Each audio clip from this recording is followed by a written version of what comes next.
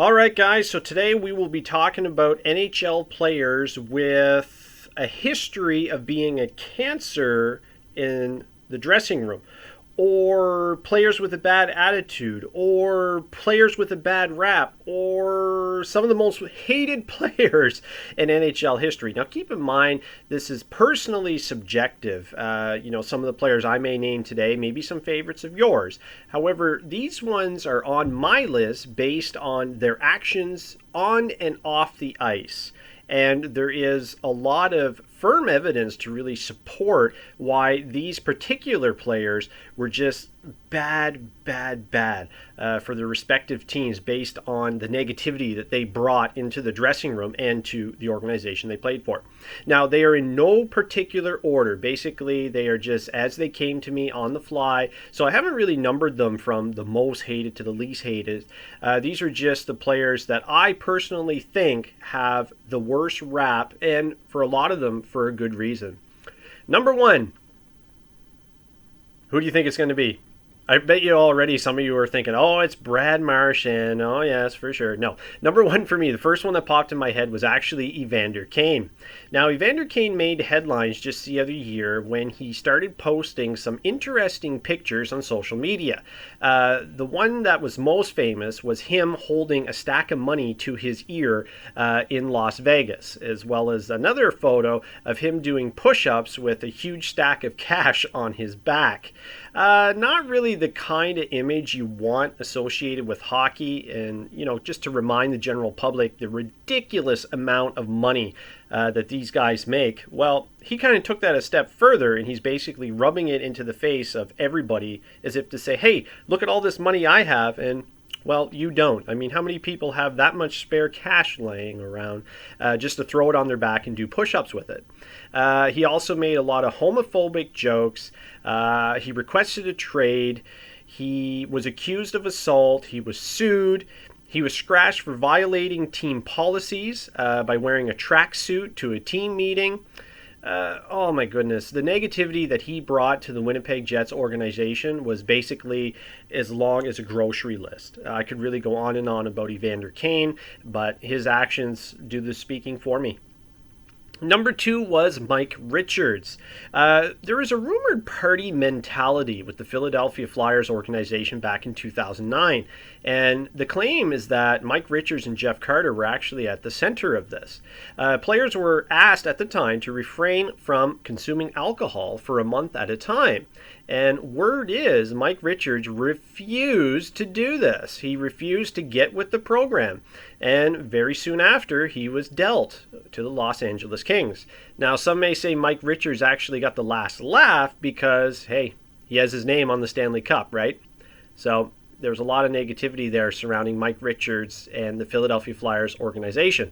There's also some speculation that there was a huge falling out between himself and Peter Laviolette, who was the coach of the Flyers at that time. Now, of course, this is all hearsay. There's multiple articles about it. There's no concrete evidence to say he really did this. However, based on the numerous places that reported this, I tend to believe a lot of it to be true. And unfortunately for Mike Richards, it looks like his NHL days are 100% over. Eric Lindros was the next one that popped in my head. Now, I actually went on quite a bit of a rhyme about Eric Lindros in a previous video based on the fact how he snubbed the Quebec Nordiques after they selected him first overall. Now, he did make it clear in the past, even before they drafted him, to say, okay, if you guys draft me, I'm not playing with your organization. That's it. That's all. He wanted absolutely no part of it. But they went ahead and drafted him anyway because he was the next Mario Lemieux. He was the second coming of Mario Lemieux. He was going to be that power forward that would dominate the league as Mario Lemieux did when he came in 1984. But based on all that negativity, Eric Lindros ended up on this list. I always felt that he was a very ego-centered guy, and a lot of it just tarnished his entire career. And then, of course, the injuries, shortened his career and that sort of thing. But that whole fiasco, refusing to play for the team that drafted you, that was basically unheard of. And it just didn't go very well from there. From that point forward, Eric Lindros's reputation was completely tarnished. People hated him, called him a crybaby. They showed fans in attendance anytime that Quebec was around, or should I say Philly was around the Quebec environment, and they would show fans with soothers in their mouth, mocking Lindros as being a crybaby and that sort of thing. So, yeah, Eric Lindros made this list based on his ego. Next up is Ilya Bryzgalov. Now, what's interesting here is I have him on the list, but at the same time, I love Bryzgalov because the guy is very funny, very comical. And if you see him outside of the NHL now doing interviews, he's hilarious. The stuff he says that comes out of his mouth, it makes you wonder, like, wow, how did this guy think of this nonsense? Now, he gained a rep as one of the premier goalies with Arizona. The Flyers threw a ton of cash at him at that time. They lured him away, brought him to Philadelphia, hoping that he would be the starter that they longed for. Now, shortly after joining the Flyers, stuff really started to unravel for Ilya Bryzgalov, and his diva-like attitude really began to trickle out. And he kind of portrayed this heel-type wrestler character in his after-game interviews and so on. And the things that he would say would just bring a lot of negativity into the Philadelphia Flyers organization, to the point that other players were having to answer for the things that he said in his interviews. And it just created this huge fiasco. The fan base turned on him based on all the money that the Flyers organization threw his way. And because of everything, it's almost like a tongue twister, Ilya Bryzgalov ended up on this list. And once again, too, I should note that, similarly with Evander Kane, there was a lot of players that spoke out saying that, hey, this guy's a problem, that sort of thing. Flyers players were quoted as saying, "We're glad he is gone," when he was actually outside of the Flyers organization. Next up on the list is Sean Avery. Now, this one shouldn't be a surprise. I think a lot of people would say he's the most hated player in NHL history for all of his antics. He's the guy who has the highlight of trying to block out Martin Brodeur's vision with his stick. It's one of the craziest things I've ever seen in hockey, and he's the only guy to ever do something like that.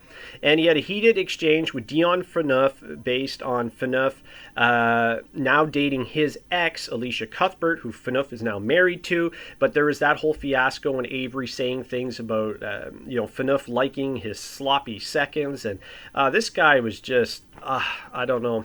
I was disgusted with all of his behavior, the things he said in the media. I'm surprised that he actually stuck around the NHL for 10 full seasons, but I think at the end of the day, every organization and the fans are better off with him away from the game. Next up, Brad Marchand, or should I call him Slewfoot Marchand. This guy is a phenomenal hockey player when he gets down to it. If he can stay away from the dumb antics and just focus on his offensive capabilities, he brings so much to the Boston Bruins. However, his legacy will be tarnished with all this nonsense, the slew footing and the dirty shots here and there when he gets them. And takes advantage of them too when he gets an opportunity. It's nothing for him to give a guy a little spear or just some type of dirty rub or hit. Or I just wish Brad Marchand would stay away from that, because he has an offensive gift that most players would die to have, and he has that in his possession, and he chooses to ignore it at times and focus on negative action on the ice. It's a shame. Next up is Matt Cook, the guy who single-handedly ended Marc Savard's career. This guy is a complete loose cannon.